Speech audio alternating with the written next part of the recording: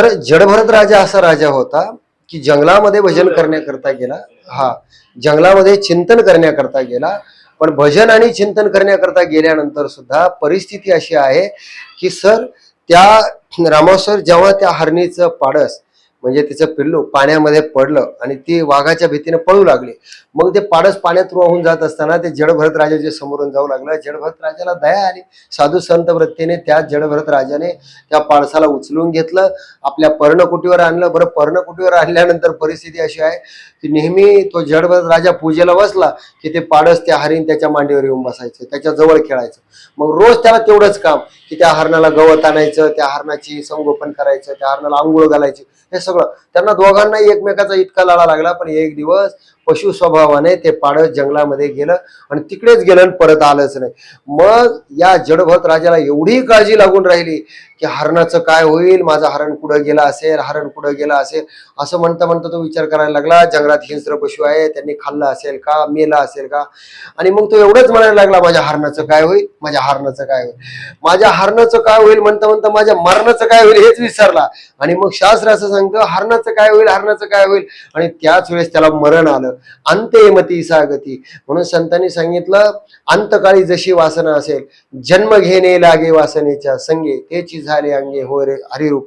की संत सांगतात, आमचे नाथ महाराजांचं फार सुंदर प्रमाणे, जन्म घेणे लागे वासनेच्या संगे, तेची झाले अंगे हरिरूप. किंवा दुसरं प्रमाणे, हरिरूप झाले जाणणे हरपले, नेन नेते गेले हरीच्या ठाई, नेन नेते गेले हरीच्या ठाई, नेन नेते गेले हरीच्या ठाई. हे जाणणे आणि नेणणे हा जो शब्द आहे अभंगातला, जाणीव नेणीव, म्हणून हरिरूप झाले जाणणे हरपले. एकदा हरिरूप माणूस झाला की त्याच्या ठिकाणचा जाणतेपणा नेणतेपणा या दोन्ही गोष्टी जातात. म्हणून संतांनी सांगितलं की बाबा, आपण जीवनामध्ये भक्ती करत असताना, परमेश्वराची साधना करत असताना आपण जीवनामध्ये या गोष्टी जर लक्षात ठेवल्या तर जडभरत राजासारखी जर फजिता होऊ शकते तर आपली का फजिता होणार नाही.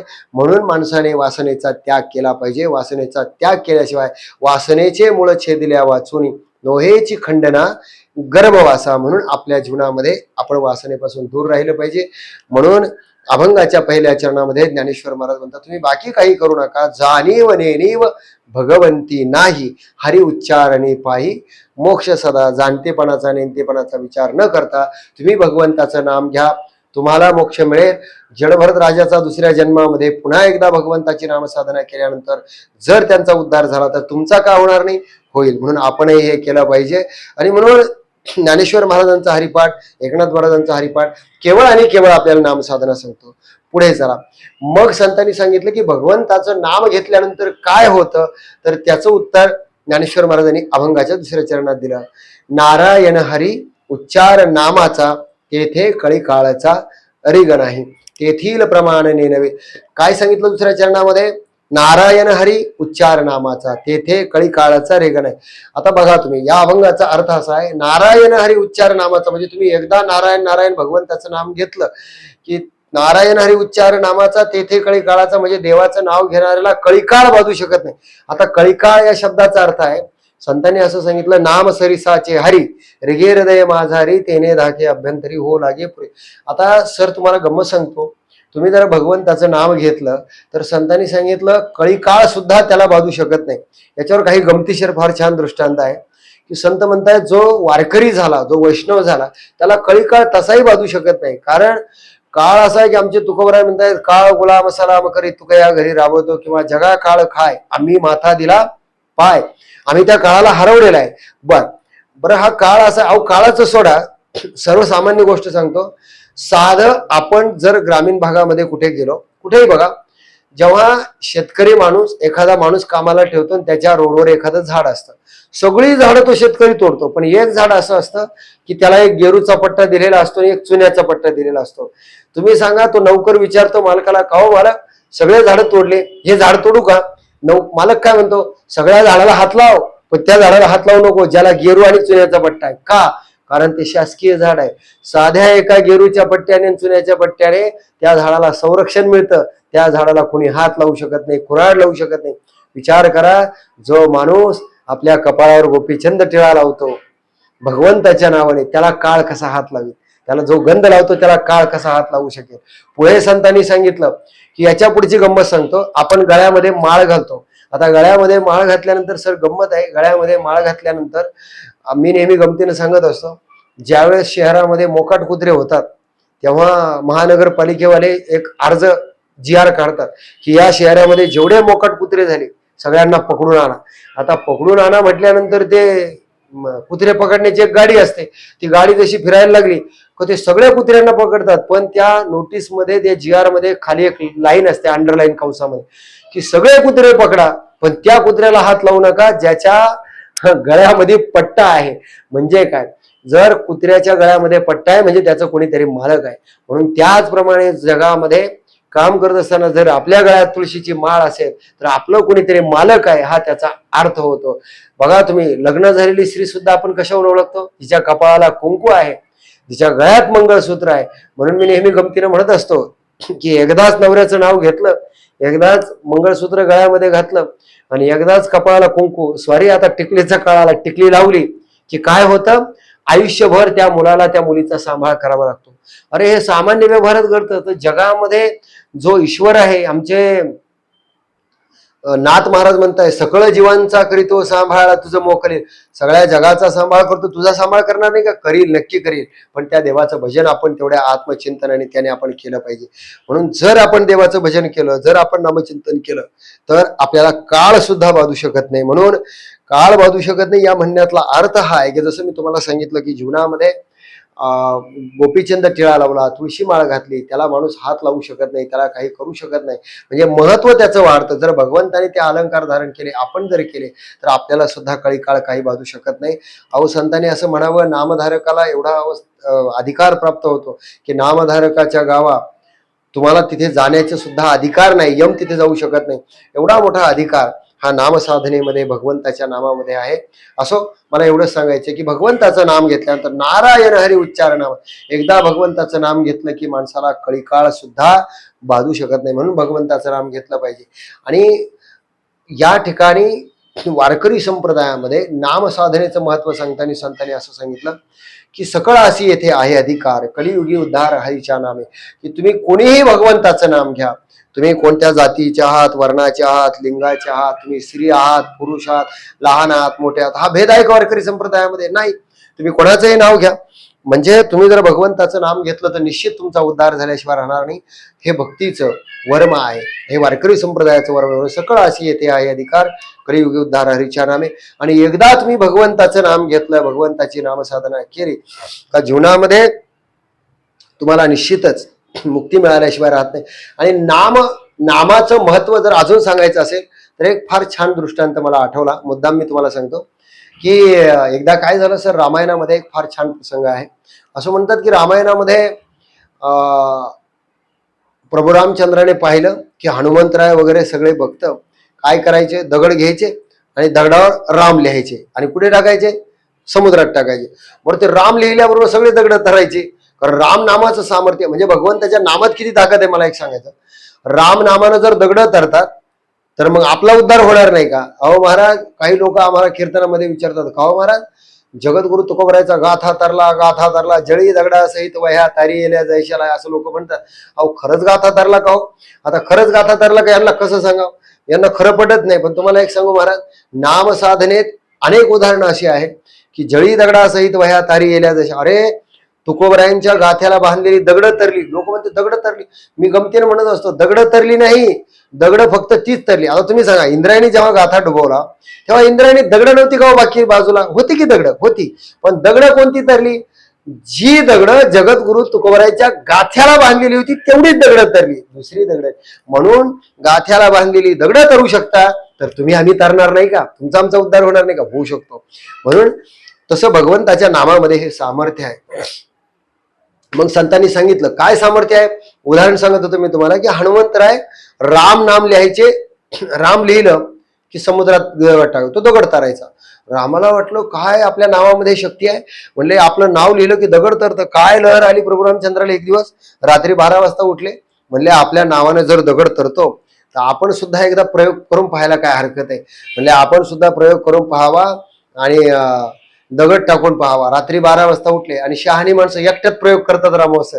त्यांनी काय केलं, एकटेच गेले समुद्राच्या किनारी आणि एकटे समुद्राच्या किनारी गेल्यानंतर त्यांनी पाहिलं आजूबाजूला कोणी आहे, म्हणजे कोणी नाही. तेवढ्यात एक दगड घेतला आणि टाकला पाण्यामध्ये. आता पाण्यामध्ये टाकल्याबरोबर पहिला दगड जसा गेला तळाला. म्हणले अरे हे असं कसं झालं, पहिला दगड तळा. म्हणले कदाचित मोठा दगड असेल. मग त्यानंतर मीडियम साईजचा दगड घेऊन बघितला, तो टाकला, तोही पाण्यात तळाला गेला. नंतर तिसरा दगड घेतला, छोटासा खडा घेऊन पाहिला, तो टाकला, तोही पाण्यात गेला. आता प्रश्न असा आहे की प्रभू रामचंद्राला वाटलं हे काय झालं, 3 दगड टाकले पण एकही तरलं नाही. रामाला वाटलं जाऊ द्या, डुबे नका, पण कमीत कमी हे दगड टाकताना कोणी आपल्याला पाहिलं नाही ना. कारण मानसशास्त्र असं आहे, सायकलवरून मोटरसायकलवरून जेव्हा माणूस पडतो रामावर तेव्हा माणसाला लागलं किती हे नाही पाहत, कोणी पाहिलं का काय ते आधी पाहतो. आणि मग कोणी पाहिलं नाही की मग माणूस झटकायला लागतो, काय लागलं ते पाहतो. पण कोणी पाहिलं की माणूस म्हणतो नाही नाही काही लागलं नाही. म्हणजे हे माणसाला लागल्यापेक्षा अपमानाचं दुःख जास्त वाटतं.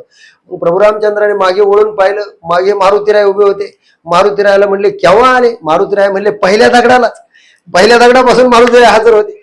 मी हे या करता मग मारुतीरायला विचारलं, मारुतीराय तुम्ही पहिल्या दगडापासून होते, अहो हे झालं कसं. त्या मारुतीरायाने सांगितलं की प्रभू तुमच्या एक गोष्ट लक्षात आली नाही की दगड जी तरतात ती तुमच्या नावानं तरतात. आम्ही तुमचं नाव लिहितो त्या नावामुळे तरतात. आणि ज्या दगडाला देव सोडून देईल त्या दगडाला जगात कोण तारी. म्हणून देव तारी त्याला कोण वारी असं आपण म्हणतो. म्हणून जगात जर तरायचं असेल तर एक तर संतांनी आपल्याला हाताला धरावं, नाही तर देवाने आपल्याला हाताला धरावं. या दोनच गोष्टीने आपला उद्धार होऊ शकतो. म्हणून भगवंताचं नामसाधना आपण केली पाहिजे. ह्याच याच्यात तात्पर्य सकळ अशी येथे आहे अधिकार कलियुगी उद्धार हरीच्या नामे. कोणत्याही देवाचं नाव घ्या, कोणत्याही संताचं नाव घ्या, पण नाव घ्या हे तात्पर्य या अभंगाचं आहे. असो तर नामसाधना करा. म्हणून नामसाधना केल्यानंतर काय अधिकार आपल्याला प्राप्त होतो, किती मोठ्या अवस्थेला आपण प्राप्त होतो. अभंगाच्या 3ऱ्या चरणात तेथील प्रमाणाने नवे वेदासी ते जीव जंतूशी केवी कळे. संतांनी सांगितलं की तुम्ही बघा की नामसाधना केली. आता या अभंगाचे 2 अर्थ काढावे लागतात सर. काय अर्थ काढावे लागतात. पहिला अर्थ हा की तेथील प्रमाण नवे वेदासी म्हणजे भगवंताचं जे स्वरूप आहे त्या स्वरूपाचं वर्णन शास्त्राला करता येत नाही. एत वेद मुखे जहाले मन पवन पांगुळले राती वीन मावळले रविशेषी. वेदाने शास्त्राने विचार केला की आपण देवाचं वर्णन करावं, पण देवाचं वर्णन करणं एवढं सोपं आहे का महाराज. देवाचं वर्णन शास्त्राला संतांना सुद्धा करता आलं नाही. शास्त्र संत थकले आणि त्यांनी शास्त्राने हात टेकले. म्हणून शास्त्र म्हणतात येत वेदमुखे झाले. जिथं वेदमुखा झाला देवाचं वर्णन करायचं. कारण तेथील प्रमाण नेनवे वेदासी म्हणजे वेदाला देव सांगता येत नाही, देवाचं स्वरूप सांगता येत नाही. आणि पुढे ऐका, जसं देवाचं स्वरूप सांगता येत नाही तसं देवाचं नाम घेणारा जो नामधारक आहे तुमच्या माझ्यासारखा, त्या नामधारकाला जी अवस्था प्राप्त होते त्या अवस्थेचा सुद्धा त्याला वर्णन करता येत नाही. म्हणून तेथील प्रमाण नेनवे वेदासी ते जीवजंतूशी केवी कळे. असो म्हणून आपण भगवंताचं नामस्मरण केल्यानंतर एवढ्या उच्च अवस्थेला प्राप्त होतो की आपल्याला बाकी काही करण्याची गरज राहत नाही. आणि 4थ्या चरणामध्ये ज्ञानेश्वर महाराज म्हणतात की एकदा तुम्ही भगवंताची नामसाधना केली, एकदा तुम्ही भगवंताचं नाव घेतलं की ज्ञानदेवा फळ नारायण पाठ सर्वत्र वैकुंठ केले असे. या अभंगाचं चरण फार छान आहे सर. ज्ञानदेवा फळ नारायण पाठ सर्वत्र वैकुंठ केले असे म्हणजे ज्ञानेश्वर महाराज म्हणतायत वारकरी संप्रदायामध्ये बीजही तेच आणि फळही तेच. तुम्ही म्हणाल तेच कसं, बीजही तेच आणि फळही तेच कसं. ऐका, आपण शेतकरी आहोत सर. शेती करताना ऊस जर लावायचा असेल तर बीज काय, ऊसच, आणि फळ काय, ऊसच. तसं जगामध्ये बीज आणि फळ हरीचे नाम सकळ पुण्य सकळ धर्म निवारी श्रम सकळही. म्हणजे सगळं फळही हरीचं नाम, साधनही हरीचं नाम आणि साध्यही हरीचं नाम, बीजही हरीचं नाम, फळही हरीचं नाम. म्हणून ज्ञानोबराय म्हणतात, मी नेहमी माझ्या कीर्तनामध्ये एक वाक्य सांगत असतो, मूर्ख माणसं असतात ती की जी मेल्यानंतर वैकुंठाला जाण्याची अपेक्षा करतात. मूर्ख माणसं असतात ती की जी मेल्यानंतर वैकुंठाला स्वर्गाला जाण्याची कामना करतात.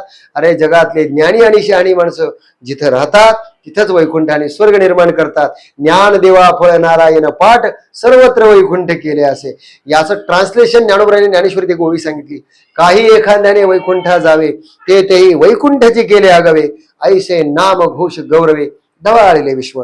म्हणून संत म्हणतात की जगामध्ये काही नाही, तुम्ही देवाचं नामस्मरण केलं की तुम्ही अशा अवस्थेला प्राप्त होता की तुम्हाला जगामध्ये सर या मृत्यू लोकामध्ये एक असा राजा झाला की त्या राजानं या भूतलावर सगळ्या लोकांकडून एकादशीचं व्रत नामसाधना करून घेतली आणि याच लोकांवर त्याने वैकुंठ निर्माण केला. हे उदाहरण काही एखाद्याने वैकुंठी ती वैकुंठाची केले आगवे, ऐसे नामघोष गौरवे धवाळले विश्वास ज्ञानोबराय म्हणतात. म्हणून भगवंताच्या नामसाधनेमध्ये एवढं सामर्थ्य आहे की या जगाला स्वर्गात आणि वैकुंठात आपण परावर्तित करू शकतो. असो, यथामती यथा अवकाशभंगाचा भाव सांगण्याचा प्रयत्न केला. एकदा वारकरी संप्रदायाच्या नियमाप्रमाणे पुरुष मंडळी वरत करा, माझ्या महामावलीने वरत नका करून, परंतु भजन केल्याशिवाय राहू नका. इथं विठोबरकमय भजन घ्यायचं आणि जसं आपल्या कीर्तनाचा नियम आहे की प्रत्येक कीर्तनामध्ये आपण एक शंका संशय काहीतरी शंका आपण निर्माण करत असतो. मग या कीर्तनामध्ये शंका काय आहे, तर शंका ही आहे की माणसं म्हणतात की अभंगाच्या पहिल्या चरणामध्ये ज्ञानोबराय असं म्हणतात की जाणीव नेणीव भगवंती नाही हरी उच्चारणी पायी मोक्ष सदा. की एकदा तुम्ही देवाचं नाव घेतलं की तुम्हाला मोक्ष मिळतो. मग लोक देवाचं नाव घेत नाही का? किती लोक जगामध्ये नाव घेतात, पण सगळ्यांना मोक्ष मिळाला असा अनुभव नाही. कारण मोक्ष मिळाला असा अनुभव का नाही? कारण याचं कारण असं आहे की सगळे जरी नाव घेत असले तर मोक्ष मिळाला म्हणजे दुःख नाही, आणि दुःख सगळ्यांना नाही. नाव तर सगळे घेतात, मग दुःख काय? तर याचं उत्तर आमच्या संतांनी फार सुंदर दिलं. राम नाम सब कुछ कहे चोर और ठाकुर, जिस नाम से ध्रुव प्रल्हाद तरे ओ नाम कुछ और. म्हणजे राम नाम सब कुछ कहे चोर और ठाकुर. अरे राम नाम तर चोरही घेतो आणि ठाकूरही घेतो, पण जिस नाम से ध्रुव प्रल्हाद तरे वो नाम कुचवर. कुचवर म्हणजे काय? तर ते घेण्याची पद्धत आपली चुकते. पद्धत कशी चुकते म्हणजे हे कसं आहे सर, एक सोपं उदाहरण तुम्हाला सांगतो की विस्तव आहे, विस्तव. आता विस्तवाला एखाद्या ज्ञानी माणसाने हात लावला, काय होईल? चटका बसेल. अज्ञानी माणसाने हात लावला, चटका बसेल. बरं, जाणून बुजून एखाद्याने हात लावला, चटका बसेल. अजाणतेपणाने हात लावला, समजा असं म्हणेल का इस्त्रीत तापलेली आहे गरम आणि तुमचा चुकून हात लागला, इस्त्री म्हणजे नाही नाही चुकून हात लागला, याला थंड लाग, काही नाही. विस्तव आहे तो त्याचा गुणधर्म दाखवेल. मग संत म्हणतात की भगवंताच्या नामाचं हे सामर्थ्य आहे की ते घेतल्याबरोबर मोक्ष मिळतो. मग जगामध्ये तुम्हा आम्हाला मोक्ष का मिळत नाही असा प्रश्न कदाचित तुम्हा आम्हाला उत्पन्न होईल. तर या प्रश्नाचं उत्तर संतांनी असं दिलं की तुम्हा आम्हाला का उत्तर भगवंताचं नाम घेतल्यानंतर मिळत नाही, याचं उत्तर आहे वासना. म्हणजे आता जसं मी तुम्हाला उत्तर दिलं की विस्तवाला हात लागला की चटका बसतो, बरोबर आहे. पण प्रत्येकाला चटका बसतो का? तुम्ही एखाद्या देवीच्या, आपण ते जुन्या काळामध्ये देवी अंगात यायचा वगैरे प्रकार काही ग्रामीण भागामध्ये आहे, तुम्ही पाहिलंय का? की बऱ्याच ठिकाणी असा विस्तव टाकलेला असतो आणि त्या विस्तवाहून लोक चालतात, बघितलंय ना? मग लोक म्हणतात वा वा वा काय चमत्कार आहे, हा माणूस विस्तवून चालतो, ही बाई विस्तवून चालते, म्हणजे देव हिच्या अंगात आला म्हणून. खरं सांगू का तुम्हाला, कोणीही विस्तवून चालू शकत नाही. जो आदल्या दिवशी विस्तवून चालला त्याला दुसऱ्या दिवशी त्याच्या घरी जा आणि त्याला म्हणा तुझा पाय जरा चुलीत घाल बरं. घालेल का तो? नाही घालणार, त्याला चटका बसेल. मग ज्याला दुसऱ्या दिवशी चटका बसतो, आदल्या दिवशी का चटका बसत नाही? याचं रहस्य असं आहे की विज्ञानाने काही औषध अशी शोधली सर की ती जर आपण आपल्या पायाला लावली तर तुम्ही विस्तवाहून जरी चाललात तरी विस्तवाचा चटका बसत नाही. तसं जगामध्ये तुम्ही भगवंताचं नाम घेत असताना नामासारखी करणी केली नाही त्रिभुवनी, असं संत म्हणतात की नामासारखी साधना जगामध्ये नाही. पण नाम घेऊन जर तुम्हाला मुक्ती मिळत नाही तर याचं कारण असं आहे की नाम घेत असताना वासना टाळून, लोभ टाळून. म्हणजे आपली नामसाधना कशी आहे, माझे गुरु महाराज फार गमतीने म्हणायचे की काही घरामध्ये तुम्ही बघा लोक देवपूजा करतात. आता देवपूजेला बसले की ते देवपूजेला बसल्याबरोबर सगळं घर शांत होतं. म्हणजे देवपूजा यांची शिक्षा घराला, अशांत राहा बाबा देवपूजा करतात, शांत राहा बाबा देवपूजा करतात. आणि बाबा देवपूजा कशा करतात? बाबा गंध उघडतात, गंध उघडताना ते आपले पांडुरंगाला गंध लावतात, रुक्मिणीला गंध लावतात आणि ते पांडुरंगाला गंध लावताना म्हणतात काय सांगा महाराज, सगळं चांगलं चालू होतं, आमचा हा बंड्या पांडुरंगाला गंध लावताना आमचा हा बंड्या चांगला होता, पण जेव्हापासून ही टवळी आली म्हणजे रुक्मिणीला गंध लावताना, म्हणजे तुम्ही संसारच्या गोष्टी बोलत असताना आणि गंध उगळताना सुद्धा चहा झाला का, पोहे झाले का, नाश्ता झाले का, म्हणजे तुम्ही देवपूजा करताना सुद्धा संसाराचं चिंतन करता, संसाराबद्दलच बोलता. मग कशी तुम्हाला मुक्ती मिळेल? संतांनी सांगितलं दिवस रात्र भजन करण्याची गरज नाही, पण जेवढ्या वेळ करता तेवढ्या वेळ एकाग्रतेनं, म्हणजे जसं ज्ञानोबराय हरिपाठामध्ये म्हणतात त्रिवेणी संगमी नाना तीर्थ भ्रमी चित्त नाही नामी. म्हणजे त्रिवेणी संगमात स्नान केलं पण चित्त जर थाऱ्यावर नसेल तर काही उपयोग नाही. तसं तुम्ही किती कीर्तन ऐकले, किती प्रवचन ऐकले, किती नामसा, याही पेक्षा तुमच्या अंतकरणातला भाव, तुमच्या अंतकरणाचा स्वभाव आणि तुमच्या अंतकरणामध्ये ती परमात्म्याविषयीची भाव भक्ती जर तयार झाली तर आणि तरच तुम्हाला मोक्ष मिळेल. याविषयी आमचे गुरु महाराज सांगायचे की माणसाच्या जीवनामध्ये 10 दोष आहे, ते दोष टाळून माणसाला भक्ती केली पाहिजे. आता तेवढे इथे सांगत बसत नाही, फक्त श्लोक सांगतो. ते सन्निंदा असती नाम वैभव कथा श्री शेषयोर भेददी अश्रद्धा श्रुती शास्त्र देशिक गिराम नाम्यर्थवाद ब्रह्म नामास्तीति गोविंद विहितस्ते आगोच धर्मांतरे साम्यम नामनीच शंकरस्य हरेर नामा अपराध दशा. संतांनी म्हणावं की हे 10 दोष म्हणजे हरी आणि विष्णू, विष्णू आणि शिव यांच्या नामात भेद पाहणं, यांच्या नामामध्ये कमी जास्त करणं, संतांच्या वचनावर विश्वास नसणं, शास्त्रावर विश्वास नसणं, असे बरेच अपराध त्या ठिकाणी सांगितले. आपल्या वाट्याला आलेलं कर्म आपण न करणं, विहित कर्म करणं, जे आपल्या वाट्याला कर्म आलेले ते न करता दुसरंच कर्म करणं, असं जर आपण केलं तर ते शास्त्राला मान्य नाही. आपल्या वाट्याला आलेलं कर्म यथोचित आपण करावं आणि मग नाम साधना करावी. मग ज्ञानोबराय म्हणतात आपल्या वाट्याला आलेलं काम आपण यथयोग्य पद्धतीने केलं आणि मग भगवंताची नामसाधना जर केली, हरिमुखे म्हणा, हरिमुखे म्हणा, पुण्याची गणना कोण करी. अशा पद्धतीनं जो माणूस नामसाधना करतो त्याचा जीवनामध्ये उद्धार झाल्याशिवाय राहत नाही. शेवटच्या चरणामध्ये महाराज म्हणताय की ज्ञानदेवा फळ नारायण पाठ सर्वत्र वैकुंठ केले असे. तुम्ही एकदा नामसाधना केली की तुम्हाला सर्वत्र वैकुंठ दिसतो, वैकुंठ प्राप्त होतो, वैकुंठाच्या अवस्थेला तुम्ही प्राप्त होता. असो यथामते यथा अवकाश अभंगाचा पूर्ण भाव सांगण्याचा प्रयत्न केला. ज्या संतांनी हा मार्ग आपल्याला दाखवला एक वेळेस त्या संतांचं भजन या ठिकाणी. ज्ञानेश्वर मावली ज्ञानराज मावली तुकाराम, ज्ञानेश्वर मावली ज्ञानराज. यानंतर झालेली सेवा स्वामी चरणी पांडुरंगाचरणी अर्पण करून सेवेला पूर्णविराम. जय विठ्ठल जय हरी विठ्ठल जय विठ्ठल. बोलिले रे पुरे वेळे वाकुडे उत्तरे करा क्षमा अपराध महाराज तुम्ही नाही उच्चारेला अधिकार म्या पुढे करा क्षमा अपराध महाराज. ज्ञानदेव तुकाराम ज्ञानदेव तुकाराम. बोला पुंडलिक वरदे हरी विठ्ठल श्री ज्ञानदेव तुकार. पंढरीनाथ महाराज की जय. गोपाल कृष्ण भगवान की जय. शांती ब्रह्म एकनाथ महाराज की जय. प्रभु रामचंद्र भगवान की जय.